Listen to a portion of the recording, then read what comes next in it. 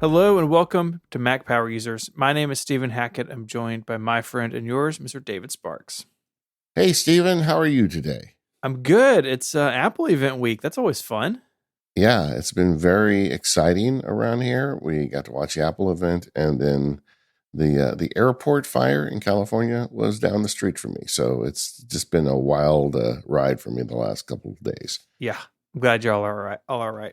Yeah, can I just say real quick? It's very popular to say that everything's broken, but with watching the way the California wildfire professionals, fire response, safety, police handled this thing, um, they are extremely competent, and it's like, it was interesting to me because, so we had a fire break out very close to the house, but a wildfire, but those guys came in, and from the very beginning, they said, "This is what we're going to do. This is how we're going to manage it." There's three wildfires going on in Southern California right now. They didn't have unlimited assets. They said, "With what we have, we figured out this is the way to protect all the structures." And the plan went out exactly according to plan. Just like exactly what they said they would do, they did, and everybody's safe. Nothing burned down, and it's nice to see that level of competence and professionalism. Yeah. Yeah, those folks know what they're doing. That's really, really good. Yeah, I'd argue that we have some of the best wildfire professionals in the world here because we have a lot of them. But it's nice to get reminded of public servants that do amazing work. Yeah. Little housekeeping. Yeah, Little housekeeping. As we record this, we are on the verge of Apple's software rollouts. So iOS 18, iPadOS 18, watchOS 11, macOS 15 Sequoia, and visionOS 2, and I guess tvOS. I tried really hard to list them all, and I forgot tvOS. I'm sorry. yeah, I'm sorry, yeah. tvOS people. We're going to be talking about those on the episode after next. I'm off next week with the podcastathon. And you have an awesome guest lined up. But the week after, we'll be getting into these OSs. You and I have both spent all summer on the betas and have lots of thoughts. And we will be getting into that in a couple of weeks, which I look forward to. I always love software, like update Yeah. shows. It's always so much fun. Yeah, there's a lot to cover. We focused a lot so far this year on the Apple Intelligence, and that will come up in that show. But there's a lot of just cool features that aren't related to Apple Intelligence, and we're Yeah. going to make sure to have those going. By the time we release that show, you all have it installed, so you'll be able to play along, and looking forward to making that one. But today we're going to be talking about the new hardware, and today on More Power Users, we're going to be talking about what we're actually ordering. Yeah, my list is not what I expected it to be. Wow, neither is mine. Okay, that'll be fun. Yeah, Before we start, though, it's September. it is. September is Childhood Cancer Awareness Month. Each September, we stop and talk and raise money for St. Jude Children's Research Hospital, where my son was treated for brain cancer as an infant.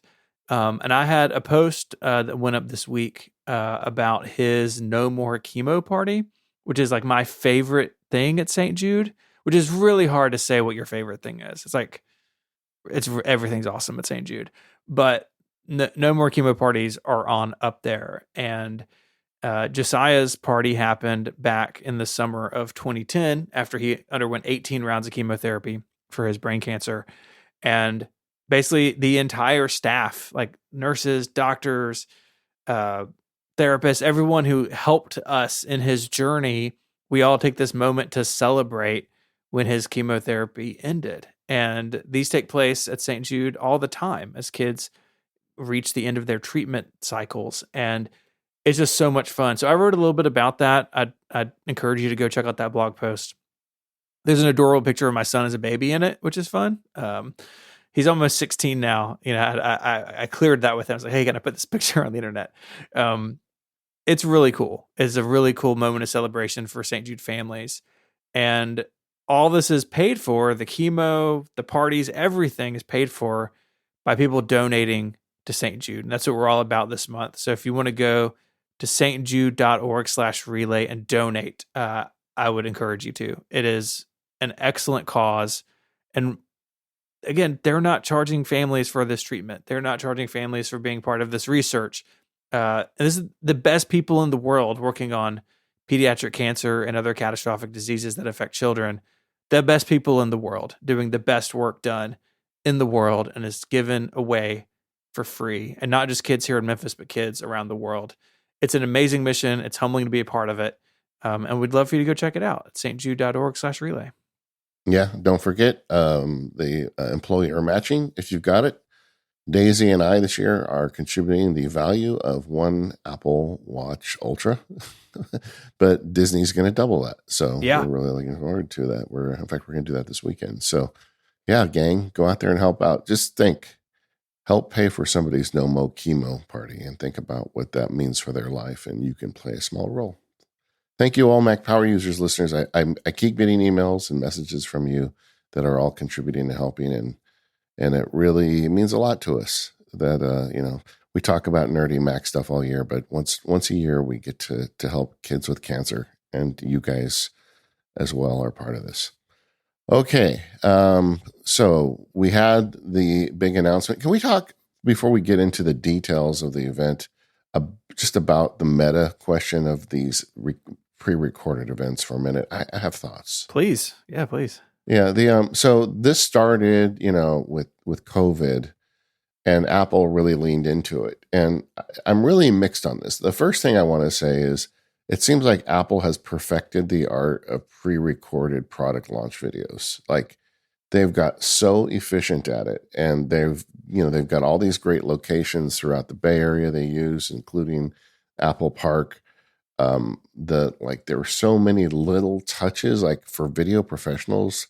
If you watch this, you're going to see so many interesting things. Like, one that stood out to me was, at one point, Tim Cook was walking on a path at Apple Park, and then he stepped out of frame, and then without the camera moving, they did a time lapse into night over about 3 seconds. It was very fast. And then they swung the camera over to Jaws to announce the new the Pro phones. But I just thought, like, wow, what a touch. Like, they were like, okay, so we're going to go to night. So we're going to have Tim walk out of frame. Then we're going to do time lapse. And then we're going to do the flyover. And it's like, all this stuff is so impressive. At the same time, I'm starting to feel like I missed the live events. Yeah, there was something fun about the in-person demo. I mean, we've had the privilege of being at some of them, but even just watching something live is different and more exciting. And I do think I wrote this piece. We don't have to go too far into it, but I have a lot of questions about this event and kind of how it was structured and the things they chose to talk about and not talk about.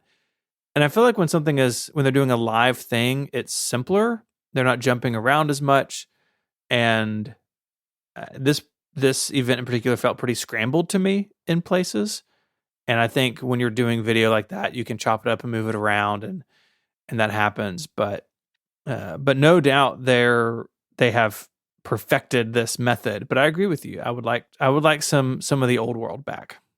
Yeah, I want to see these $1 million executives sweat a little bit. I want there to be the risk of a failed demo. But I think for those reasons, if I had to bet a nickel, I'd say we're never going to see a live event, or there's going to have to be a really good reason. Like, they announced the Vision Pro with a pre-canned video, so I really can't imagine them going back to those unless something drastically changes. Maybe they get some new, very energetic CEO who decides he wants to be on that Steve Jobs theater stage or something. But I think for the foreseeable future, we're just going to continue to get these video events, which is okay. And like, they're very information dense. They get you a lot of information pretty quickly. There's no like time waster demos, but at the same time, I kind of miss the anarchy of the old way. Mm-hmm.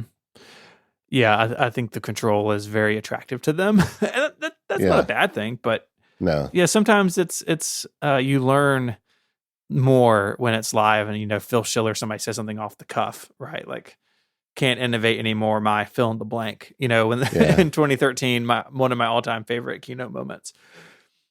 Yeah. Well, either way, it is what it is, and we got 3 families of products announced yesterday: the Apple Watch, the AirPods, and the iPhones, all kind of related to iPhone. I think somebody was writing me beforehand saying, well, you think we'll get a new iPad? And I said, never. The phone is 50% of Apple's revenue, more or less, and they are only going to announce phone related products at the phone announcement. They really want the press and the world to be focused on the iPhone for a month or two so they can sell a bazillion of them, and they're not going to confuse it with other products. Let's start with the Apple Watch. Okay, so the first thing we got is the much vaunted Apple Watch Series 10. Apple's been, I guess I shouldn't say Apple, the rumor mill has been talking about the Series 10 for like 2 years, saying that it's going to be a big difference and they've got a whole lot coming. I think at one point we were hearing magnetic watch band connections and all this other stuff. Uh, I feel like it was, based on the rumors, a little underwhelming. I mean, they didn't make massive changes to it. It got thinner and lighter and bigger. Yeah, I totally agree. It really felt like, man, they're really going to swing for the fences here. And even the straps remain compatible from the very beginning, right? Which is just an incredible move 10 years in. Um, from the hands-on photos and videos and stuff that have come out, it does look thinner, but it looks very much like an Apple Watch, right? They did not redefine the Apple Watch in the way that I think some people expected. And really kind of the way Apple talked about it until they showed it, like all new design. It's like, well, it's just kind of a thinner version of what you had, which is good. The Apple Watch should be thin and light, but it's not a radical departure from where they've been. To be honest, I think I prefer what they did because that's what it should be. Having used the Apple Watch Ultra for a couple of years, the bigger screen is quite useful. Maybe for a man in his 50s, that's just a sign of age because the bigger text is easier to read. But I think the big screen is really nice and convenient. It is not really a watch; it's a computer. It's a wrist computer, and it does wrist computer things. So I think having a little bigger display makes it better. Lighter is always better. I haven't admitted on the show, Stephen, I did a thing. Okay. Like 2 or 3 months ago, one of the labs members told me, because I was complaining, I think on this show, that I was trying to get more sleep tracking, but the Ultra Watch is kind of heavy. And one of the labs members said, hey, I got a used like aluminum Apple Watch and it's my sleep watch. And I did that. I went on Amazon. I think it's a Series 6. It's an old one. I pay like $100 for it. And it just sits on the nightstand. I put it on when I go to bed, but it's super light. It's got a very breathable thing on it. And I actually have a sleep watch. So there you go. That's embarrassing. Day watch, night watch, Yeah, I do. Yeah, but they're chasing that with this. It's thinner and lighter. But they do have the bigger screen, which I think is a real advantage. In fact, it's a little larger than the Ultra screen. It is. When you look at the numbers, it's a bit misleading the way Apple measures the millimeters, but if you look at the tech spec page, the actual real estate of the screen is slightly larger. And it was confusing in the keynote. They didn't mention or show the smaller size in the keynote, nor did they mention how big the big one is. They just said it's bigger.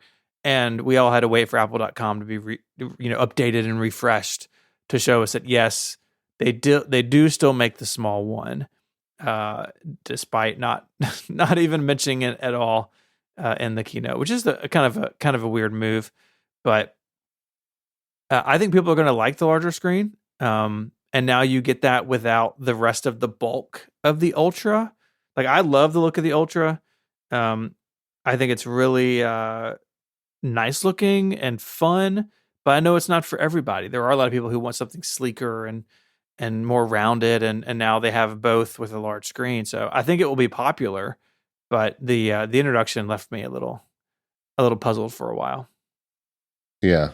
Well, I mean, we'll get to the Ultra in just a minute, but I think overall, this is a really nice upgrade to the Apple Watch. I think this is a great jumping in point if you've been wanting to upgrade. My buddy JF has a Series 4, and every year he decides, well, I'll wait another year. This year he's buying one. And I think, the thinner, lighter, better, kind of improved form factor with the bigger screen, it's a great year to do an upgrade if you have an aging Apple Watch. And if you like the Apple Watch form factor, I think it's never been better. I overall think it's a win. Like, even though I was kind of whining earlier about it not having the big changes. Mm-hmm. I like that it still uses the same straps, and that if I bought a strap Yeah. 10 years ago, it still works, and I think that's good. I think the finishes are really interesting this year too. So that you've got the aluminum, which we've had for a long time, and every year they sort of tinker what those finishes are. But they've replaced stainless steel for titanium. And as someone who has worn traditional Apple Watches in both of those materials over the years, I can tell you that the titanium is much lighter weight than the stainless steel. Stainless steel watches are heavy. And not only do you feel that, but like the haptic stuff isn't as noticeable with a heavier watch. So, super glad that they're moving to titanium. And there's this cool jet black aluminum version that looks like the iPhone 7 is back from the dead. Remember that phone that Yeah, when the yeah. screen was off, the front and back looked the same? It was so cool. I regret so badly not having that phone. I went with the matte black that year, and I'm so sad I did it. But now that you can get that shiny jet black look in an aluminum watch, which will be lightweight and comfortable, and I think they knocked it out of the park with the look and feel of this thing.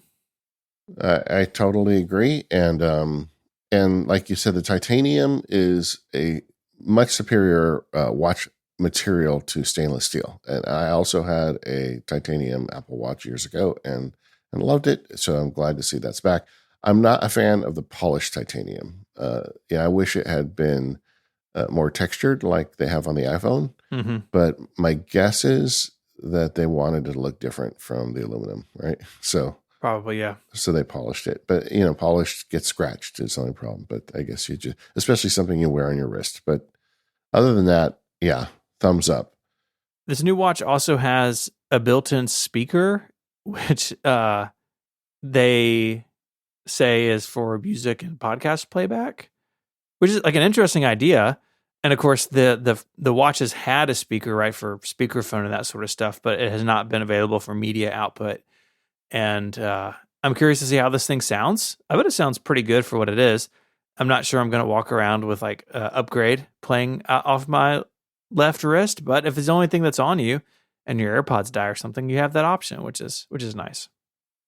I was trying to think of how often I use the speaker, and it's pretty rare. I do occasionally answer phone calls on the watch, but that's about it. Yeah. And otherwise, I keep the speaker turned off. So this feature didn't really stand out for me, but maybe with its availability, I would use it more often. But I actually want to talk about the Apple Watch Ultra. So where I'm excited about the updates to the Series 10 watch, I'm a little disappointed. The new Apple Watch Ultra is really not the new Apple Watch Ultra. It's still an Apple Watch Ultra 2. They do have a black titanium that looks just badass. I guess, can I say that on a podcast? Sure. I'm not sure if I'm Yeah. okay. It looks pretty great, but it's not really for me. I like the natural titanium look. I don't always want a black watch, right? It's just, it's just not my thing. But if you want one, now they have it in the Apple Watch Ultra 2, but there's no Apple Watch Ultra 3. And I know it's only been a few years, but I kind of like the cadence of a yearly update to this Ultra watch, because it's supposed to be kind of the rugged top-notch watch, and it's not going to have a feature parity with the Series 10. The Series 10 got some new features that this one won't get, and it just seems like, to me, kind of a miss. Yeah, it's super weird. From the beginning, there were rumors that the Ultra was going to not be an annual release, and that finally came true this time. But it is weird because I think Apple positioned it as the best Apple Watch, right? It still has features the others don't, but it did not get some of the things, to your point, that the Watch Series 10 has. And so now it's better in some ways, but worse in others, but more expensive than the Series 10. It's very strange. Yeah. I'm definitely disappointed in this as well. I think the black does look nice, but I'm gonna hold off on this for now. But it one dot on a graph does not make a line, so I don't know if we know what the deal is here yet. It may be that the Ultra from now on is kind of like the Apple Watch SE. Like every 2 years it gets an update, and maybe that's fine. And Apple just positions it as, hey, if you want the rugged one with the, the diving and the fancy GPS, it's over here for you. And the mainstream one, is going to continue to get updated yearly. I firmly believe that. We just don't know where the Ultra fits anymore, and that's new territory. I think a lot of people with an original Ultra, were maybe looking at upgrading this year, and I think some of those people, like I talked to somebody earlier today, they have an Ultra One, and they're like, the Series 10 is basically the same size. It's thinner, which is nice. If you wear like long sleeves a lot or jackets or things like that, sometimes the Ultra can be a bit bulky. But the battery life, I think, is what most people will notice between the two. Not everyone needs the fancy GPS and the diving capability and all of that, but the Ultra is still going to be the battery life king. And it's more complicated now, choosing between, do I get the standard Apple Watch or do I get the Ultra? Yeah, yeah. But it makes it easier for me to give money to St. Jude because It's true. I'm definitely going to wait. But at the same time, my Ultra Watch 1 is fine. I don't really feel like I'm missing out using it for a third year. I mean, I just think it's fine. So I have noticed my battery has started to decrease, battery life decrease a little bit. It's at like 86% capacity or something. So I'm keeping an eye on that, but I'm going to stay put on my original Ultra. This is one of those events or one of these items where I wish Apple would just be transparent. I'm not sure what it gets them by being secretive. Like, do they just plan, like you said, the SE idea? Like, so they say, okay, we're going to bring the Ultra up to match the current shipping Apple Watch every 2 years. So it's going to have feature parity every 2 years, plus all the Ultra goodies like the increased battery and the action button, which I use so often I could not imagine going to a standard Apple Watch. So we're gonna like just say it, and then we kind of know as Ultra enthusiasts when to expect our upgrades and plan things out. I'm not sure what the downside to them would be saying that, or if they just missed this year and they're gonna start hitting it every year, then say that. I mean, sometimes I wish they would be more transparent about stuff like this. They also have these new cool bands, though. What do you think of that new band they were showing off? Yeah, so they've done a new Milanese and a new like classic. I forget the name of that one, but it's like the traditional metal watch strap in titanium, in the black titanium. They also have revisions to the trail loop, like those, the Alpine loop, those original Ultra watch bands in black. I think all those look really nice. I think if you want like a murdered out Apple Watch Ultra 2 in black, like you can now do that. And I think they've kind of dressed up the Ultra with the new finish and those new metal bands. I think that is going to be popular with a lot of people. Okay. You know what didn't get mentioned yesterday? The Apple Watch SE. Yeah. Yeah. Every other year, right? It's just hanging out. I still think it's too expensive. It's $249. I still think $199 would be really a sweet spot for a lot of people, but that's for another day, maybe, or maybe not, maybe never. Yeah. New health feature announced at the event. The Apple Watch can now, and this being not every Apple Watch, Series 9, Ultra 2, and Series 10, can measure sleep apnea. This is really cool. And again, something that had been rumored, but I think like a lot of people did, this is going to require a blood oxygen sensor, and Apple is still tied up in that legal case in the US. So the blood oxygen software doesn't work on new watches still in the United States, which is just ridiculous. But they're doing this with the accelerometer. So they're detecting small movements at the wrist that are apparently associated with sleep apnea and like breathing disturbances. Absolutely wild. They've gone through all the testing. They're waiting on FDA approval. And basically how it works is the watch will just gather this data if you sleep with the watch on. And then every 30 days, it will analyze that data and then notify you if there's, consistent signs. And it seems like it's going to be very much like Apple's other health features. It's like, hey, we have this data, go talk to a doctor, right? Like Apple's not prescribing, or diagnosing or anything like that. They're just saying, here's the data, and we've logged it over time, and I think it's fantastic. I think the more health stuff these devices can do, the better. And I actually had an incident several weeks ago where I had a doctor's appointment, and after I was sick over the summer with COVID, I was having like heart palpitations and stuff. Like, feel like my heart was racing, and I went to the doctor for it, right, and handed her my phone. It's like I wear an Apple Watch basically 24 hours a day. Here's all my health data over the last several months, and like we went through it together, and it was kind of empowering as a someone as a patient in a doctor's office, be like, this is what's going on with me day to day. And the sleep apnea detection is just one more reason to wear one of these things. Now, is it enough reason to get people to sleep with it on? Like, I don't know. Maybe more people will go your route and have a day watch, night watch, but I'm always encouraged when Apple addresses these things and takes them on. I think it's important work, and I think they're really proud of it. I think it comes through when they talk about it, that this is what gets them up in the morning. No, you can see it in their faces when they do the videos. I mean, they started the event off, as they so often do, with a bunch of kind of happy stories of Apple customers that had good experiences with Apple products.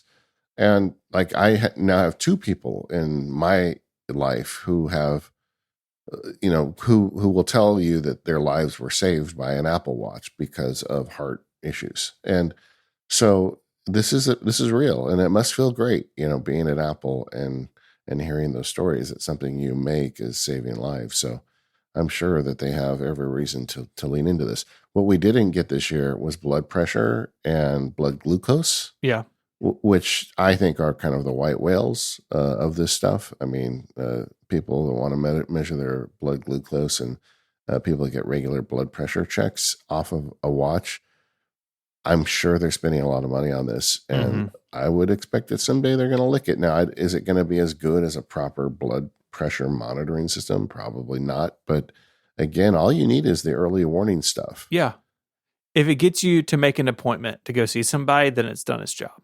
Yeah, and I think the blood glucose thing is going to be like huge if they ever get there, but not yet.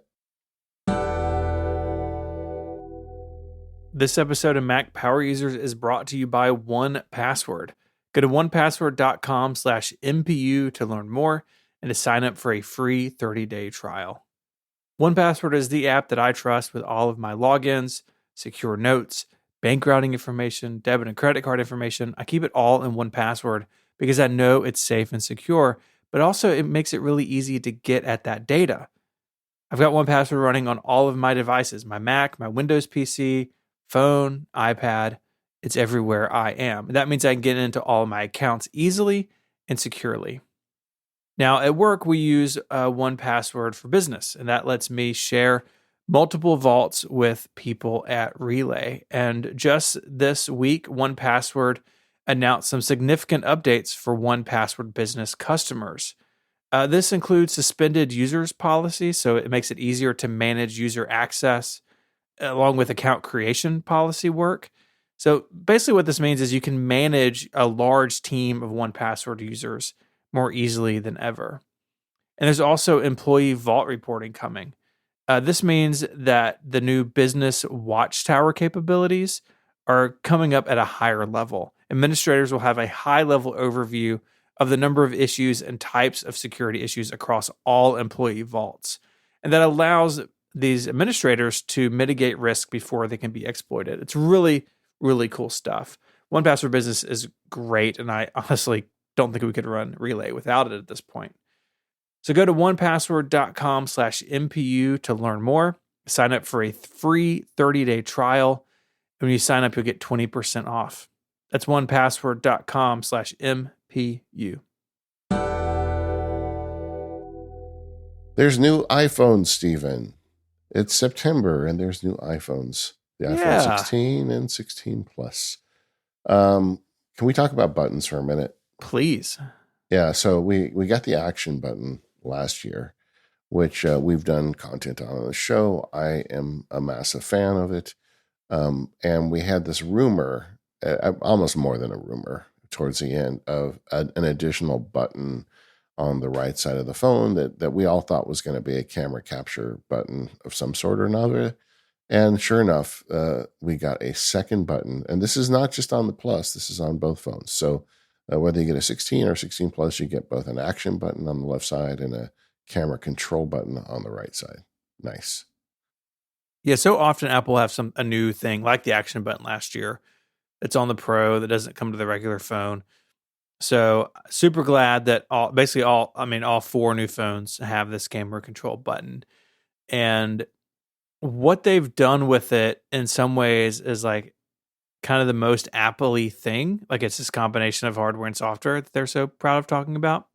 Yeah. And uh, it is basically a full control for the camera app. So you can switch between modes and coming later, apparently you can set focus and I think they said white balance. Lots of features packed into this. I do worry it's going to come with a little bit of a learning curve. Like this thing does a lot of things, but what is an iPhone except a camera that gets text messages, right? So leaning into that, I think is good. Yeah, and it really is. I'll just kind of break it down. You click it once, it opens a camera app. You click it again, it captures. If you hold it down, it shoots a video. You can control I believe the default behaviors. You can control what the camera does by swiping across the button, so it is touch sensitive. Um, you can do a half press like big boy cameras have. So and that gets you a host of features. Um, it's just really impressive. Haptic feedback. It's an actual button, so when you press it. One thing I was interested in going into this was being the automator that I am. Is like, is this going to be programmable or is this just going to be a camera control? Like there are people out there that don't want a camera control, but maybe they want Yeah. something else, and it looks to me like this is just a camera control and I understand why. I kind of slept on it, and we're recording this the day after the event, and I do have a programmable action button. So if this one isn't programmable, I'll live. But I think what they're aiming for here is just to make it dead simple for people to take pictures with their iPhones. Yeah, it is open to third-party camera apps. So, other folks can do things with it, but it is all tied to photo and video capture. It is not something that you're going to be able to program like, oh, if I'm in reminders and I swipe up twice, this thing happens. I don't think that's the direction they're going to go. I think Apple says, look, we gave you an action button. We gave you shortcuts. Go to town. But it is really cool. It seems very well thought out. I love that it has both haptic feedback and it actually clicks. Like the hardware seems really incredible. Yeah, absolutely. And I just want to get my hands on it and just kind of experience it. But I am open to this being just a camera button, and I think I would use it that way. And then I can rewrite some of my shortcuts because I do have a bunch of shortcuts on the action button, written around turning that into a camera button under the right circumstances. Well, I don't have to do that anymore. Yeah. Like as an example, my Disneyland focus mode, when I'm in that, because all of my action buttons are triggered by which focus mode I'm in. But if I'm in, because I have a Disneyland focus mode, if I push the action button, it just opens the camera app. It doesn't give me any options or anything else. But now I can disable that. And like Daisy and I, she works for like the fancy people behind the scenes at Disneyland. I don't know if I can say this or the black helicopters will come for me, but but they do a lot of science and studies and figuring out how to be more efficient. So my wife has this habit. Every time we get in line, she runs a stopwatch. And if it takes too long, then she goes back to her people and says, "Hey guys, what the heck? Why did it take me this long?" But now I could turn that action button into, just start the stopwatch in Disneyland focus mode, but no others, because that's what you can do when you have two buttons. Yeah. So yeah, I'm good. What about colors? Yeah, I think the iPhone 16 looks awesome in colors. There's white, black, and then teal, pink, and a blue they're calling ultramarine. They're the most saturated phones in a long time. Like, I don't think they're quite 10R level of color, but they're the closest we've been, I think, in a long time. I think they look fantastic. I think they're lots of fun. Um, and the camera on the back, the lenses are vertically oriented now for spatial video capture, but the glass around the lenses is more saturated. Like, it's just a very nice looking phone, and I think yeah, I'm just excited the colors are back, at least for this year. Colors are back, so long as you don't buy the fancy one. Yeah, yeah. Um, they are the same sizes as last year, 6.1 and 6.7 inches. So I think physically they're going to be very similar in the hand to the iPhone 15, which is great. My wife has one. It's a fantastic feeling phone. And I think the real magic though is on the inside. You know, for a couple of years now, the regular phone and the Pro phones have been on different chips, where basically the regular phone uses a 1-year-old version of what the Pro phone had the year Yeah. before. And this year, this phone gets the A18, and there's an A18 Pro for the Pro phones, but it's faster top to bottom. And Apple talked a whole lot about Apple Intelligence and how every part of the system on a chip, not just the neural engine, but the memory bandwidth, the CPU, the GPU, how they've all been tuned and heightened for this Apple Intelligence world that we live in, Yeah. I or mean, will live in soon, I guess. yeah. I mean, Apple Intelligence was kind of like the 800-pound gorilla on the couch through this whole presentation. Yeah. We can talk about that more later, but that did spur them on to put a bigger chip, more memory on the entry level phone because that's what they needed in order for Apple Intelligence to properly work.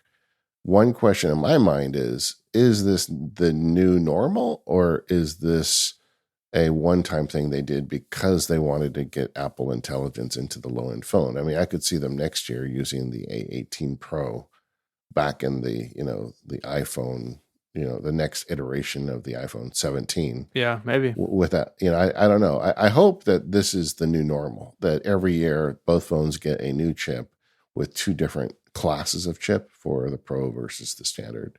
I think that's very nice if we got that every year, but we'll see. But yeah, it's just better all around. When we were in we did a thing in the Max Market Labs where we have a Discord open during it, and some people were saying, well, I think they just did camera updates. I'm like, no, I feel like they do a lot of improvements. Like the screen now goes from 1 to 2,000 nits. It's got a new chip on the inside. It's got a new hardware button. I feel like because the phones have got to a place where we don't have like a revolutionary new feature every year like it did back in the day, it's easy to think of these as like kind of nothing burger updates, but they're improving everything on the phone. And I think they get that most people keep their phones 2, 3, 4 years. So when you add up those yearly iterations, you get a really nice improvement when you upgrade. Oh yeah, and that's who Apple's selling phones to, right? There are the few of us that do it every year, but most people don't. And so uh, that is one reason they compare these things to phones generations old. I mean, yes, it makes their numbers look bigger, but most people are going to go from an iPhone 13 to a 16 or a 12 to a 16, right? And so I think Apple's very in tune with that upgrade cycle. And yeah, it means year over year, the camera got some nice upgrades this year. The chip got some nice upgrades this year. But from the phone you currently have, it's going to be noticeably better. And that's what's more important. Yeah. What about the camera? How did it get better this year? So the main camera is the 48 megapixel camera, and it does the trick that the iPhone 15 Pro did, where it can merge a 12 and 48 megapixel image into a 24 megapixel image. So you get one for detail, one for light, and they basically smash them together. And they call that the Fusion camera. So I think they've gotten rid of the wide name and they're calling it Fusion. It's very confusing. The ultra wide though did get an upgrade, not to the point that the Pro phone did with its ultra wide, but it is going to let in basically twice as much light, and it all can do the spatial capture. And so that's one reason the lenses look the way they look, and placement is they're side by side. And so you can now take spatial video and spatial audio with these phones, and play them back on your Vision Pro or some other device in the future. Do you have an opinion as to the camera arrangement, the diagonal versus the vertical? I like the vertical. It harkens back to the iPhone 10, which I think is one of the best looking phones Apple ever made. And I think it just looks neater and nicer. Like the camera bump is smaller because they're vertically stacked, but most people are going to throw it in a case and not really pay attention to those details. So it's my opinion, but who knows what actual people think. Yeah, I like it better too. I felt like that would, for both of us, that would be like, there's a part of us that wants it vertical always. Mm-hmm. I almost think I would prefer vertical alignment for the Pro phone camera, for the 3 cameras. All 3 of them. Yeah, why not? They bragged about battery life throughout the day. That's really more of a story with the Pro phone, but like I said, just nice little updates. Mm-hmm. All the way across the board. Starts at 128 gigabytes. Is that too small for a phone at this point? I don't think for the standard phone. I think the Pro phone 256 is a better starting point, but I think for most folks it's fine. Especially if you're using iCloud Photo Library and Apple Music and these other services where you don't really notice or care so much about what's on device and what's not. I think 128's okay for now. Yeah. All right. Can we move to the iPhone Pro now? Yeah, let's do it. 16 Pro and 16 Pro Max. Jaws, the last couple of years, has got the job of showing us the new Pro phone. I don't know why. It's kind of funny. They always make it very dramatic, right? When he announces the Pro phone. It's at night. It's very exciting. Yeah. We did get, you mentioned earlier the transition between the previous segment and this one. But we also saw the rainbow stage lit up at night, which, I mean, as cool as that thing looks in the day, that night shot, I was like, ooh, that looks really good. That's really cool. Really cool. Let's start with the physicality of these phones, because I think that's actually really interesting that these phones got bigger. So from 6.1 now to 6.3 inches, and from 6.7 on the big one to 6.9. So side by side, they're going to be bigger than their counterparts in the regular phone line. I think that helps distinguish them in a store. Like, oh, the Pros are a little bit bigger. From what I talked to people who were there, and the hands-on and what I've read and I've seen videos and stuff, the size is bigger, but because they made the bezels even smaller somehow. That seems impossible to me, but they did it. In the hand, it's not as drastic as the numbers would indicate. But if the 6.7 was like the verge of what you could handle, yeah, this phone is actually slightly larger, but not as big as the numbers would show. And so I think that's something people are going to wrestle with. I honestly don't know if they can ever go above 6.9 inches. Like, do you want to sell a 7-inch phone? Like, that feels like a threshold for somehow that they shouldn't cross.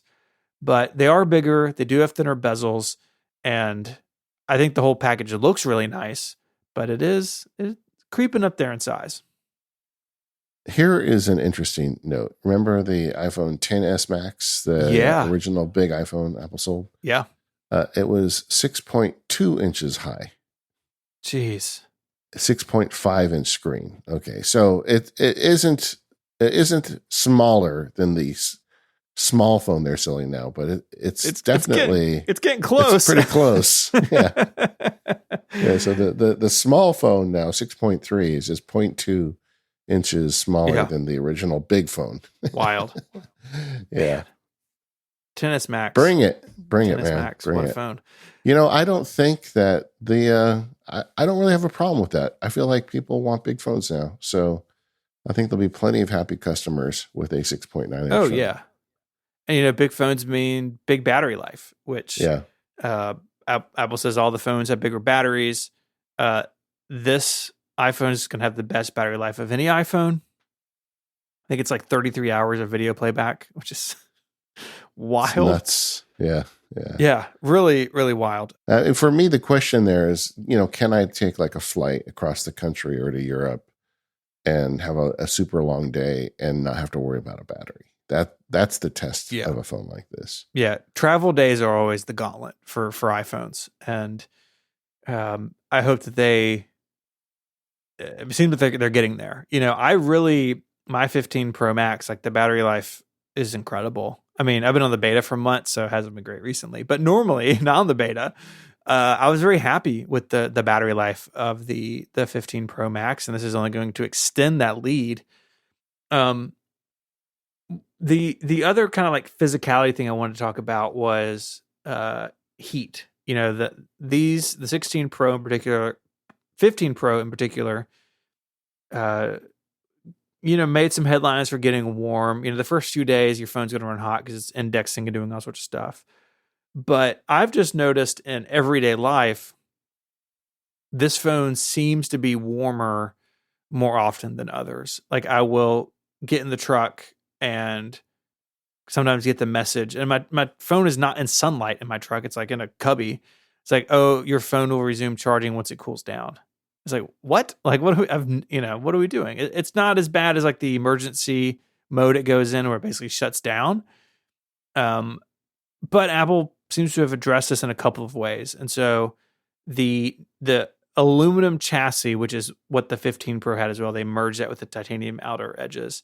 That's been redesigned for better heat dissipation, and they've covered it with a graphite substructure, or at least part of it, to help transfer heat away from that system on a chip and those other high heat components. Because the parts of the board that get hot are very, very tiny. I mean, very tiny. And you want to spread that out and dissipate it across, a large device so you don't have like a hot spot on the board and in your hand.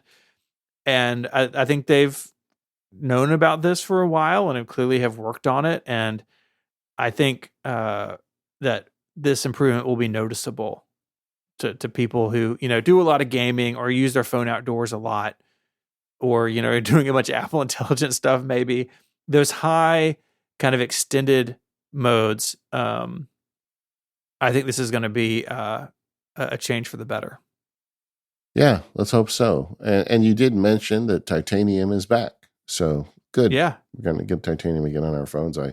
I would really not want to leave titanium at this point. As I mentioned earlier in the watch segment, I think it's a great material for personal electronics, light and strong. Mm-hmm. They added a new color, desert, which is basically copper. What do you think about that color? Not for me, not for me. The people in the labs were saying they thought it looked like rose gold, but I'd have to see it in person. I haven't seen it in person, but yeah. It's just not for me. That's all. I'm sure there are people who will dig it, but my general complaint stands. I don't understand why when you sell me a phone for more than $1,000, you can't put some delight into the colors. Mm-hmm. And, it's just, I don't know. I'm sure somebody in the design or color department in Apple could make a really good explanation, but I would like to see like iMac-like colors on these Pro phones, and they're not going to do that. Even when they do add color, like once in a while we'll have a white and a black one and like a blue or a green or something. It's muted then. It's barely noticed. It's almost like gray. It's always gray something, right? Yeah. But I say this every year, so I'm not going to like rant on it, but it's like, yeah, come on. Just give us some fun colors. Yeah, I totally agree. I am glad the edges aren't shiny. That was in the rumor mill that they were going to finish the titanium in a way that was more reflective. It looks different than last year's in photos, but still relatively matte finish, which I think is a good move. And when I saw the watches had the polished titanium, I was like, worried. Oh brother. Yeah, oh, brother. I got worried. Here we go. Yeah. We mentioned the A18 in the regular phone. Pro version of that is here on the Pro phones. My, suspicion is that this is actually the same chip, and they bend them, right? So ones that are less performant or, have a dead CPU core or GPU core or something, they get they get branded as A18. That's not a big deal. Everyone in the industry does it. It doesn't mean your phone is defective. It just means that not all chips are born the same, right? They're not all born equal, and the good ones get to be pros. But it seems like a real monster, and I think it's going to be extremely performant, as iPhones have been for a long time. I mean, honestly, I think Apple Intelligence is going to be the biggest pressure on Apple's performance side of the phones that they've had in ages, because they all play games really well and they all do daily tasks instantly, lightning smooth, lightning fast and really smooth. And so Apple Intelligence is going to push these things, but clearly they're ready for that. And I would even argue it gives them an opportunity, because I think Apple generally makes better silicon than their competitors. So yeah, they should be able to push the AI harder than other phones, and and because of locally, their advantage. which is a big deal. Yeah. Yeah. So I think this really could be something that really helps them in the long run. But like I said, I'm going to continue to tease AI. We're going to talk about that later. But yeah, the chip is better. 6-core CPU, I believe, is a 6-core GPU too, if memory serves. 16-core neural engine, we know that. But yeah, it's just and the usual statistics. It's always 10 to 20% faster in most of the things year over year. And of course, if you're upgrading less than year over year, then it really is going to jump for you. I was excited about the photography changes. I know that every year that is a big reason for me to want to upgrade. Same. And one thing I've been disappointed with lately is I feel like a lot of work goes into the main lens, but not enough into the other lenses. And this year, I feel like they delivered the goods. Yeah, this is really exciting. I mean, the ultra wide now uses that 48 megapixel sensor, and that's awesome. The ultra wide has been kind of the bum one for a while now, and now they've brought that up to the level we expect from the others. And of course, the ultra wide's also used in like really up close shots, and so those will look better as well. The big news, I think, for a lot of people are excited about this, is that the 5x telephoto is now on the 16 Pro and the Pro Max. It debuted last year just on the big one. Now you can get it on both of them. That's probably part cost, part size. There's various things that go into those decision-making processes. And some years the big phone has better camera features or different camera features. This year they are the same. The camera systems are the same across both these phones. I think that means a lot of people who just weren't going to use a phone that was that so big, they get access to the 5x telephoto. And as someone who has used a phone with it for the last year, I really like it. It's not the best solution for all photos, but it lets you do things you could never do with an iPhone before. And that's really fun. I've taken some photos, like if you told me 5 years ago I took with a phone, I would not believe you because of the zoom level and the clarity that you get because it's optical. It's really cool. And I'm very excited they were able to bring that down to the regular size Pro. Yeah, I just feel like every year the list of reasons to buy a non-phone camera phone, Yeah. it just gets smaller. I mean, every year, because they just continue to creep into pro level photography and simpler photography. I mean, like you can get a $10,000 Sony rig that's not going to take a picture as good as the iPhone unless you really know what you're doing. Yeah. And so, I mean, I say that with, the reservation. You don't write me. I understand, how sensor sizes matter and all that, but they really do, for typical users, really just kind of make it really hard to justify buying a separate camera at this point. And this is a full parity year, right? Whether you get the Max or the standard 16 Pro, you get the same phone. I mean, same chip, same camera system, same lenses. So we're back to the thing where you just get to decide which one you want to hold in your hand better. Mm-hmm. Yeah, super, super good. The other thing I'll mention with photography is photographic styles, which were introduced a couple of years ago. And on the surface, they just look like filters you're putting on top of your photo. But really, you're tinkering with how the image pipeline works and operates when you take a picture. And those have all been updated. There's more styles now. You can edit them more easily. And now they can be edited after the fact. So this is a big change. Before, if you took a picture in a photographic style, that was baked into the image. And now it is not. And so if you take a regular image and you want to style it later, you can, or vice versa. If you take one, for instance, in black and white or, some mode, and then you realize later you don't want that, you can change it back. You also get a live preview of it. I have not played with photographic styles a lot, mainly because they bake them in. And I tend to want my photos to be as neutral as possible. But I think I'm going to be more willing to experiment with this now because it is an editable feature of a photo.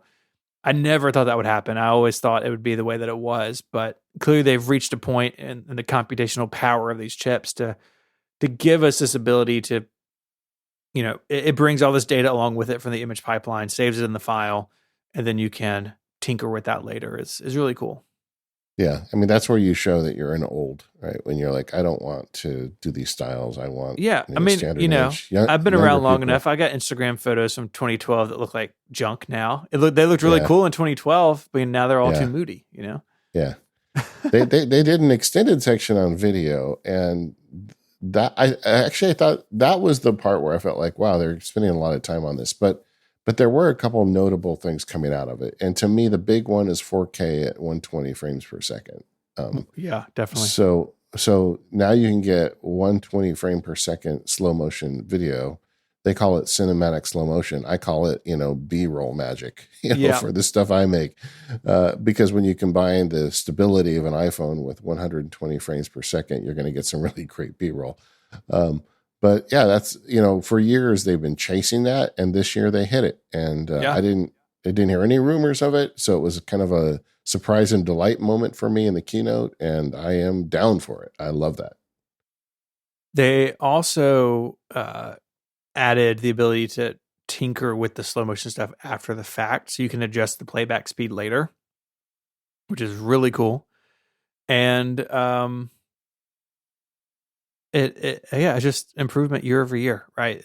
They are serious about the iPhone being used in professional video settings. And you think this is partly because they keep making their own stuff with iPhones? Yeah. Okay, we need this. Yeah.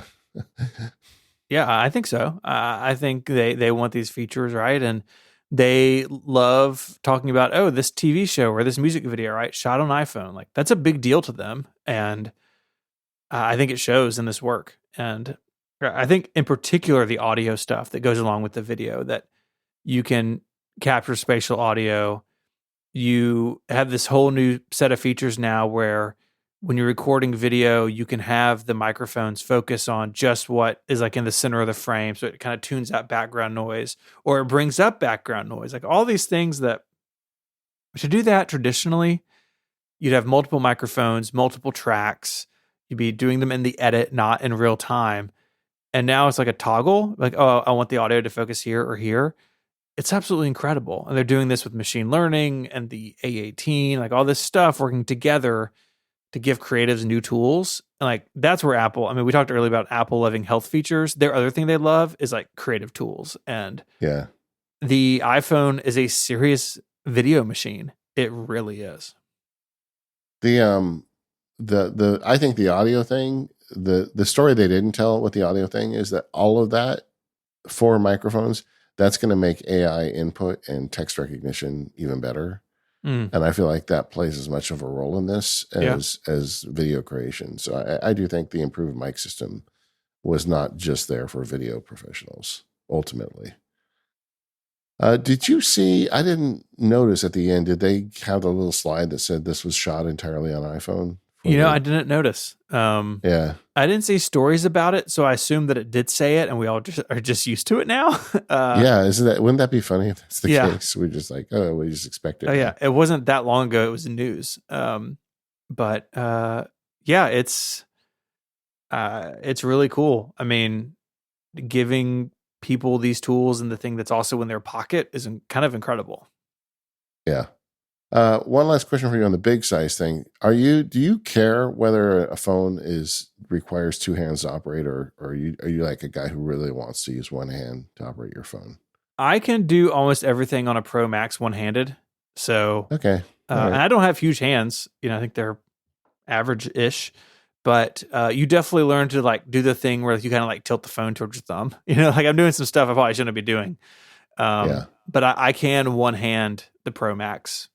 So, what about you? Yeah, I don't really care. I've been using the big one long enough. I don't know. I'm kind of agnostic. I've had years where I got the smaller one. I've had years where I got the bigger one, and I Yeah. don't know. I guess I got to figure that out here.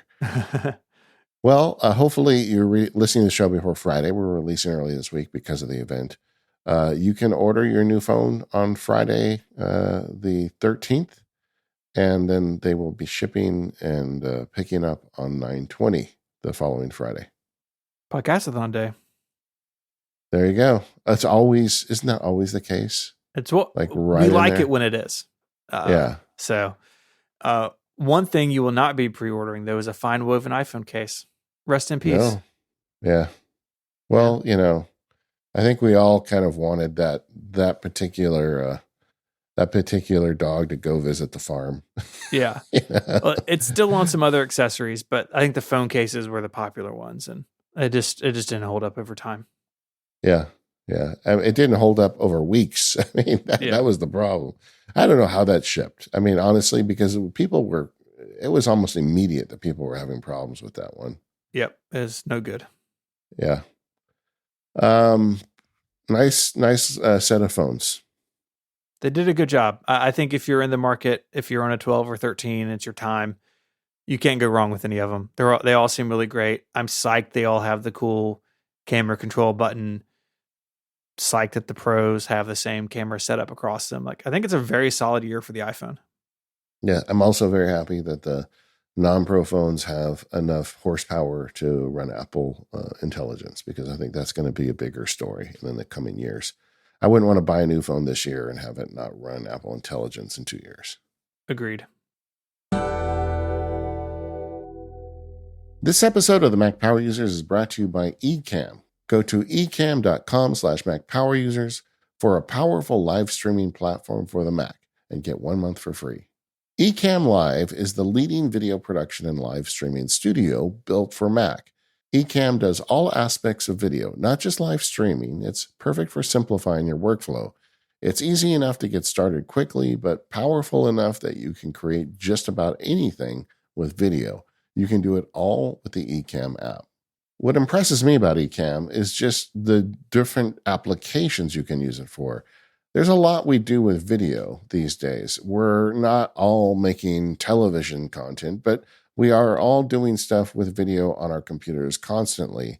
And with Ecamm, whether you're doing streaming or you're doing presentations or you want to make recordings, it's got a complete tool set for all of those applications. Like you can really bring your presentation game up with using the Ecamm tool. It's simple to use, it works on your Mac, and it changes the game for the quality of video that you ship.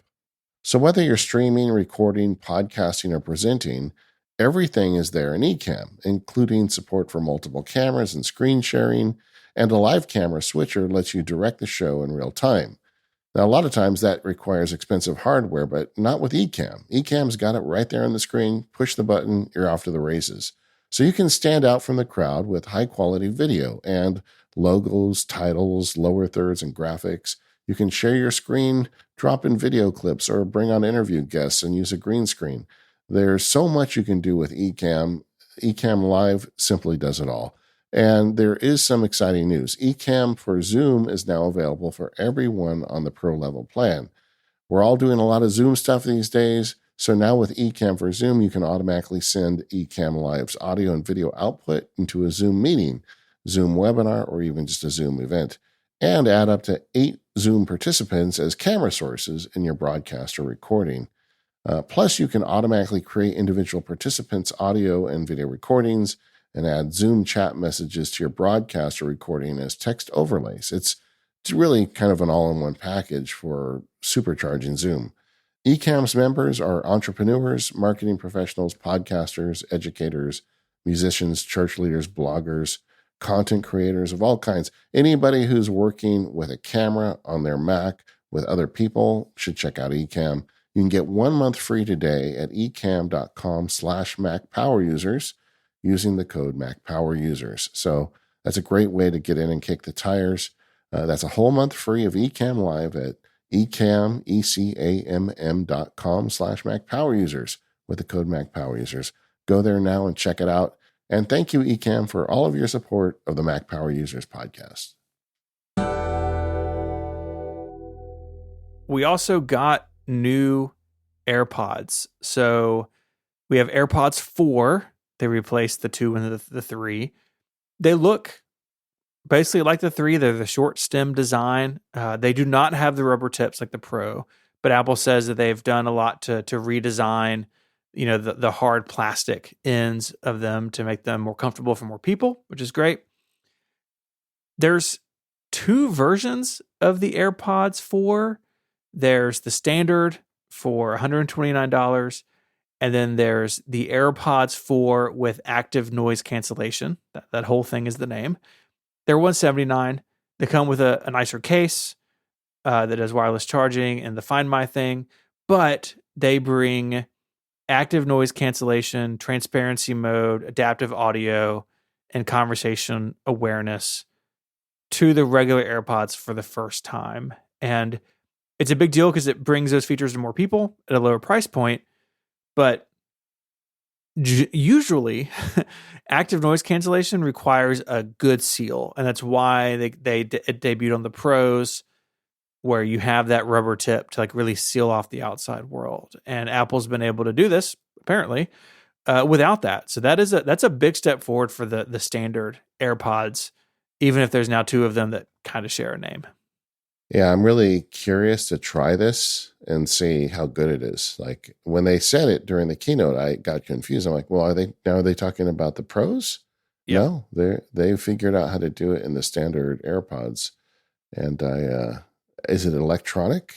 Are they creating some sort of, I don't know, noise gating signal in your, I don't know these things really are just computers in your ears, right? But yeah, they're magic almost. I mean, yeah, but I'm really curious about it. But I think the price difference makes sense, though. I mean, I think there's a lot of people who just want a pair of AirPods. Yeah, and there'll be people that want the additional features. I would guess that the $130 standard ones vastly outsell the $180 souped up ones. But I think there will be people that want the fancier ones. So we'll have to see how this all plays out. Yeah. I mean, there are people who don't want or don't like the seal the AirPods Pro make. I'm actually one of those people. I've got AirPods Pro 2 and I've used them for a long time. To this day, I still don't love the rubber tipped ending. In fact, my in-ear monitors that I'm using right now for work, I don't run rubber ends on them. Like the kind that I have molded for my ears are all hard resin. And, I'm not going to rush out and order any AirPods 4. But next time I need a set of AirPods and the reviews of these are good, I may consider them. Because that rubber seal, there's just something about it that I find uncomfortable after an extended period of time. That time has gotten longer over the years as I've gotten used to it. But there are just some cases where I really don't like the feeling. And so I don't think I'm the only one in that. So now we have more options, which is fantastic. And look, AirPods are extremely popular. Like when I was traveling this summer, I just, I think I do what most nerds do. Like you look around and see what technology is in use at the airports. Like AirPods are everywhere. And anytime Apple can extend that lineup to reach more people, more combinations of features, I think it's a good thing. And so, I don't understand why they're both called AirPods 4, but other than that, I think these are both nice additions, and I think people are going to love them. I think there's going to be a lot of these opened this holiday season. I agree. One thing I worry about, like before you could get AirPods 2 or 3, which were 2 different ear kind of fittings, and I knew people that would prefer one over the other. And now there's really only one option for the standard AirPods. So you get the rubber ones or you get these. And They did say in the presentation they spent a lot of time trying to make the design so it works for more people. But hopefully, that people don't get left out. Like liked the fit of the old one, but not the new one. But I guess that's always a risk anytime you make a change. Yeah, yeah, that's a good point. I hadn't really considered that, but yeah, I mean, no earbud is going to work for everybody. It's just not possible. Yeah, and with AirPods Pro 2, you can get different fittings. I mean, there's a bunch of them on Amazon and other sources, so you can get different types of materials and things to put on the end to try and make it work for you. But I get it. I think there's a lot of people who don't like the AirPods Pro. I think they feel fine, but for whatever reason, my right ear occasionally wants to pop it out. And that's something, maybe I'm just using the wrong fitting and I've got to look into it more. But I may have an excuse to, because the AirPods Pro also got some new features. Yeah, same hardware. The AirPods Pro 2 is still what's out there. But a lot of new features based out of the Apple hearing study, which was a public health study they did a while back. And there are now new features around hearing protection and hearing loss. And so they use the seal and the mics to cut outside noise, sudden loud spikes and noise, even if you aren't in adaptive mode or active noise cancellation. It will do its best to clamp down on that outside noise. Apple says that's going to be on by default, which I think is great. As someone who has a family history of hearing loss and is honestly concerned about it, like I actually go do a hearing test every 5 years. Having my AirPods be proactive in this is fantastic. And Apple's actually building a hearing test into the Apple Health app. There are other hearing tests available on the App Store. And I've used them before, but I've always gone for like my 5-year thing. I go to an audiologist. Like you go sit in a booth and you wear the headphones, like do the whole thing. This is not a replacement for that. This is like the other health stuff, right? This is to raise a flag of like, hey, maybe you should go talk to somebody about this. I certainly won't depend on this 100% of the time. I'm still going to make my appointment and go. But most people don't do that. Most people haven't had a hearing test since they were a kid. And now you'll be able to do one on your phone with your AirPods. It's been vetted by Apple and its partners. It's really important. And, I have people close to me with severe hearing loss. It's really hard. I mean, they talked about the side effects of that, but isolation and frustration, like all of that's real. And so if you can stave that off, and if technology can help us stave that off as people, I'm all for it. I was super enthusiastic about this. Yeah, I mean, so I've had tinnitus for over a decade. I mean, that ringing is my friend. It's in both ears, and I take the test as well. Last time I went to the audiologist, I was like just on this side of hearing aids, but it is a problem for me. Like just talking to friends and family, like some people in my family will talk to you, but then they fade at the end of the sentence. And so I hear everything they say except the last 3 or 4 words, but often the payoff of a sentence is at the end. And I just kind of look at them and I'm not sure what they said. And then like, if you ask what they said, sometimes they get mad. It's like, it's like, I said it, they say, it's a very weird experience because I'm starting to experience it a lot more. My guess is if I went in for a test, I'm probably now at a point where I probably need hearing aids, but but it is when they're talking about the effects of it, I totally get it because I experience it like even just in the real world, like when we went to a restaurant and the person had a heavy accent and spoke at a kind of a monotone that was right in the zone of my tinnitus. Mm-hmm. And the waiter's asking me questions and I just have no idea what he's saying. Yeah. And sometimes I can read lips, but when they have got an accent, it's harder. And like then my family will jump in and like help me out. But it really is kind of a thing. So this one really stood out to me because I actually probably sadly in the demographic that needs this feature, and I'm looking forward to trying the test, see how I do on it, and then the payoff is you can also use AirPods Pro 2 as what they called a clinical grade hearing aid. we'll see. I feel like if you need hearing aids, you probably don't want to wear AirPods Pro 2 around 24/7.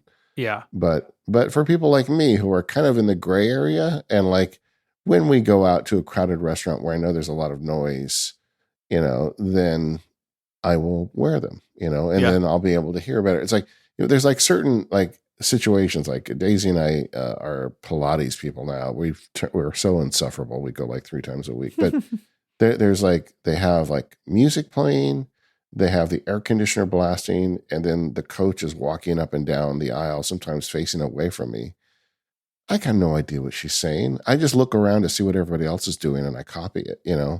But see, that would be like, okay, well, when I go in that room, I'll just wear the AirPods Pro and get the hearing aid. So I could see this being something I haven't really talked about this much on the show, but it's definitely got worse over the years. And the weird thing is, like, I'm enough of a musician to know that it's a minor third between the left ear and the right ear. Um, but it doesn't really bother me. Like a lot of people have tinnitus, say it drives them nuts. Hmm. I just kind of tune it out, but the hearing problem is getting to a point where, yeah, I might be one of the people in a future Apple ad. I couldn't hear my family, and now I wear AirPods Pro too. Yeah. No, it's Yeah. a lot of people are in that situation, and the hearing aid stuff is really interesting. I agree with you. I don't think it's going to be a replacement. But hearing aids can be really expensive. Like my dad wears a pair and they were really expensive and they're fiddly and kind of complicated. And sometimes he doesn't wear them because of those things. It's like, if I just handed you a set of AirPods and like, yeah, wear your hearing aids when you need to, but if these were just in your pocket all the time and you don't have your hearing aids in, you could pop these in. Like that's, I think, where these fit in. The moments where it's useful to have. Um, so very cool stuff. We have some articles in the show notes. You can go read more about it. But again, Apple's building on this technology to make these devices more aware of us and our health, and that is really cool. Very cool. Yeah, my dad, my hearing loss, I think, is largely due to me playing in a lot of bands growing up. My dad, had them from being in the Korean War. So like he Right. had like a real excuse, but he had hearing aids. And I thought it was funny as a kid because I could tell when he didn't care about something. Like if we went to church and the sermon was boring, I'd look up and his hearing aids would be off. He'd like just turn them off. AirPods Max. Yeah. So that has been the product that like was never discussed for what now 4 or 5 years since they released it, and it got a little bit of treatment, but I feel like it was a little bit. I don't think misleading is the right term, but it was a little shy on information yesterday as they talked about the new AirPods Max. We got new colors: midnight blue, purple, orange, starlight, and it got a USB-C port, but they're really not AirPods Max 2, are they?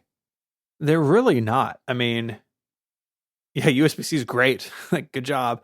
But the design is the same, right? The case is the same. And I think there's real valid concerns about how these things are designed. They're heavy for a lot of people.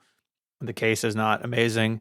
But for me, it's that they stuck with the H1 and not the newer H2 chip. And so it lacks a lot of the features that the AirPods Pro and now the fancy AirPods 4 have. Now, how well those translate to, big over the ear headphones, like I don't know. I don't have a lot of experience in that kind of corner of the market, but they did, I mean, like the bare minimum, right? The bare minimum was you put USB-C on them, and they didn't really do much past that. And they're still $549. They're still playing with the heavy hitters in this category. And people who like the AirPods Max really like them, but I don't see anything in this move that like makes it more attractive to more people. Had they been lighter, had they been cheaper, had they been better designed, like I think that may have moved the needle on market share for these, but I don't think that's what this update is. Yeah, this is a refresh, not like a new version. And maybe that's just like the plan, like with the Apple Watch Ultra. Maybe it's just not something they're going to update that often. Uh, is this a product with a future? Like, is it just going to go away one day, or are we going to hear about an AirPods Max 2? I suspect we'll get an AirPods Max 2, but I wouldn't be surprised if one day it just disappears. to. I don't know. I don't think it's been like, shaking up the world. But I feel like they do want to have something like this in the lineup. I don't know. What do you think? Yeah, I think it's an important product for them. I mean, Sony and others, make real money in this market. I think Apple's making real money in this market. But the lack of a big update maybe says something about how it's actually performing. Maybe they don't view it as a priority. I just don't know. Again, I said earlier, one dot in a graph doesn't make a line, two barely make a line. And so is it going to be another 4 years? And then we see the AirPods Max 2 and they're still a step behind. I'm just not quite sure. When with the lack of updates, there's an argument to be made that maybe $549 should have come down. Maybe they should be $499 or $479, something like that. Apple didn't budge there either. So I don't really know how they view these products. I think they view them as important, but clearly they're not mainstream like the other AirPods models are, and maybe they're okay with that, at least for now. This episode of Mac Power Users is brought to you by our friends at Backblaze. Backblaze are the folks looking after your digital data. With their unlimited computer backup for macOS and Windows for just $99 a year, you can protect all your data automatically without even ever having to think about it. And it's not just for personal use either. Backblaze is great for businesses. Protect the whole team's data through a centrally managed administrative console. It's easy to deploy across multiple workstations with silent and link-based deployment options. And the Enterprise Control add-on adds granular access permissions, advanced single sign-on options, group management controls, and compliance support. You're in safe hands with Backblaze. They really know their stuff. They're recommended by the New York Times, Inc. Magazine, Macworld, PC World, LifeWire, Wire, Tom's Guide, 9to5Mac, and more. And you can access your backed up data from anywhere in the world using their web app or their iOS and Android apps. That's a super handy feature. I've used Backblaze for years across all of my devices, and it has been rock solid. I've been able to go to the website or the app and download a file that I misplaced, or maybe I'm on the go and just need a copy of. But it gives me the peace of mind knowing that my data is safe and sound. Backblaze offers multiple restore options, including rapid recovery via USB hard drives, shipped to you in the event of data loss or ransomware. Or go old school and restore by mail. For a refundable fee, a hard drive with all your data will be shipped directly to your door. Visit backblaze.com/MPU so they know where you came from and continue their support. They've restored over 55 billion files, billion with a B. 55 billion files have been restored for their customers. Don't be that person who forgot to back up your important files. Receive a fully featured no-risk trial at backblaze.com/MPU. Go there, have a play around, install it, and start protecting yourself from data disaster. Don't put it off. Start today, backblaze.com/MPU. Our thanks to Backblaze for the support of the show and all of Relay. I was surprised during the event how frequently the subject of Apple Intelligence came up. Ooh.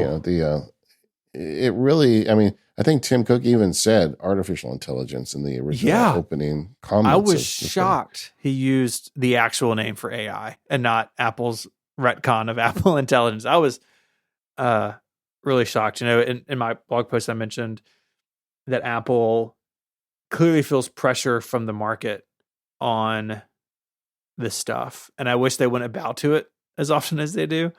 But he said it. He said artificial intelligence, and it was sprinkled in. Had this been your drinking game during the keynote, you'd be dead. So hopefully no one did that.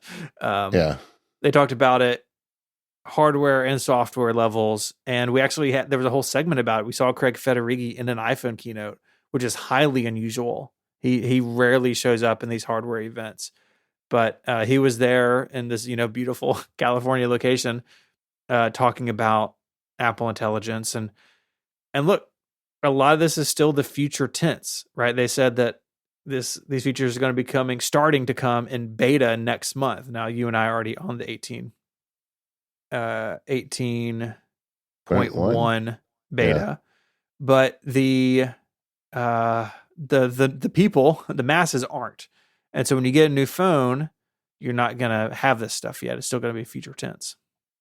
Yeah, and the point one beta, as far as I can tell, I haven't got any confirmation on this, is just all the on silicon AI stuff, like the stuff it's doing on device.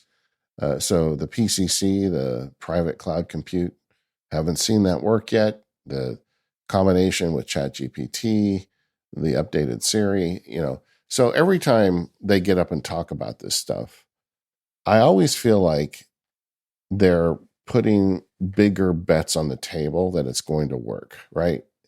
And I guess I'm a little jaded because for so many years, Siri has been promised to get better and it never really felt like it got better.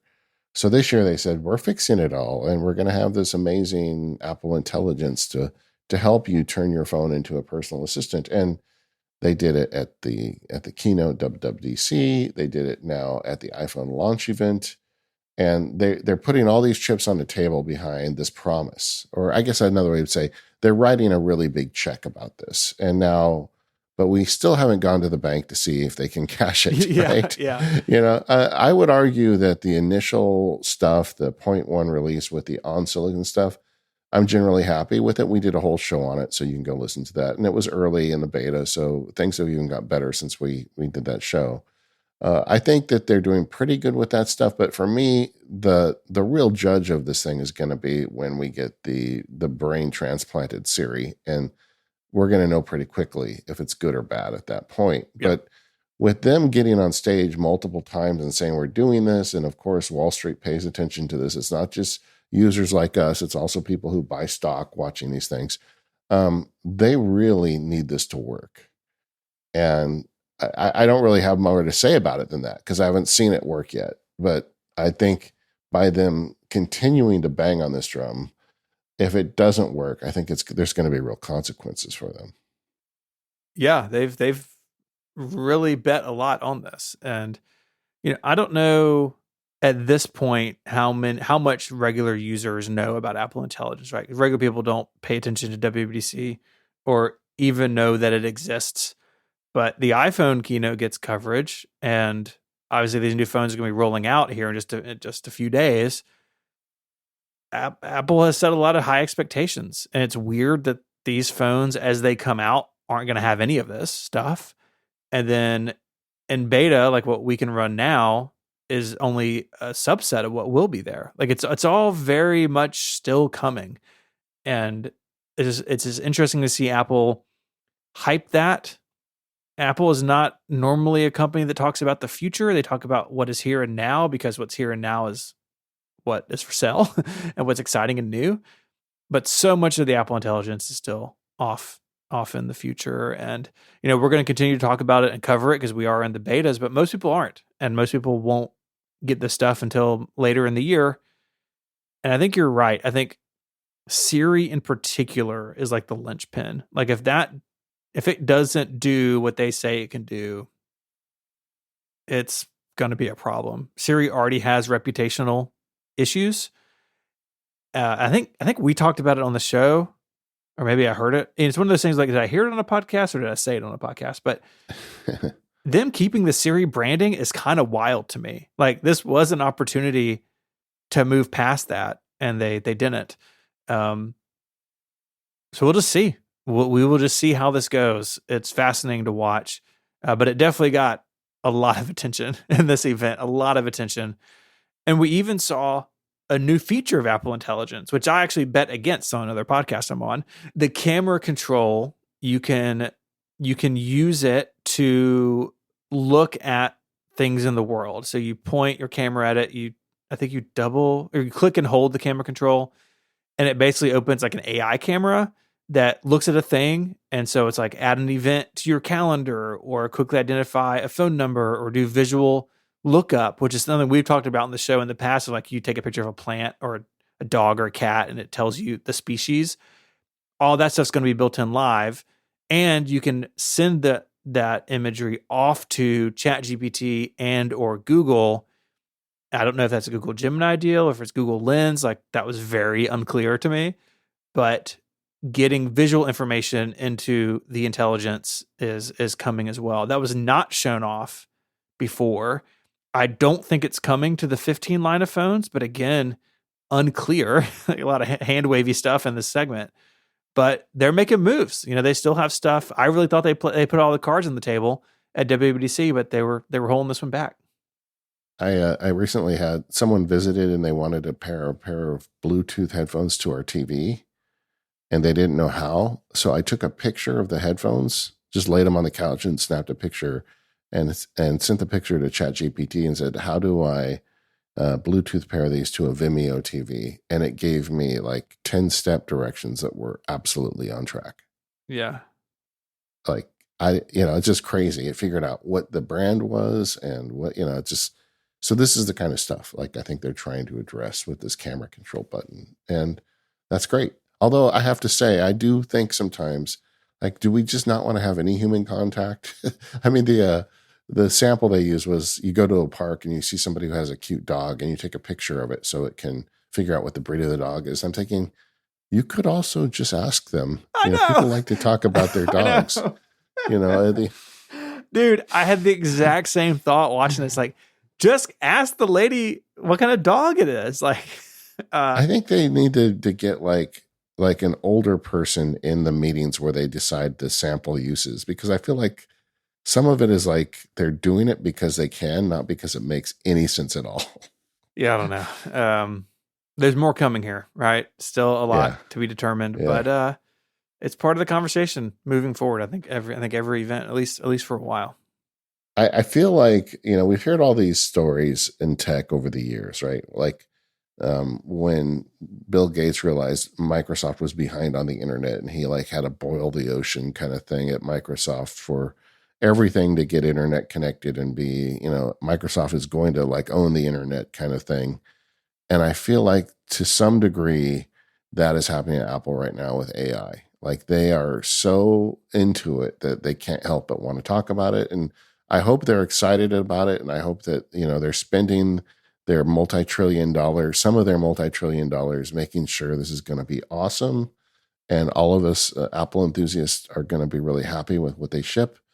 There's part of me that's just scared because I just feel like the Siri thing has bitten me so many times that I want to taste the pudding. I don't want to hear about it. And that's going to take some time.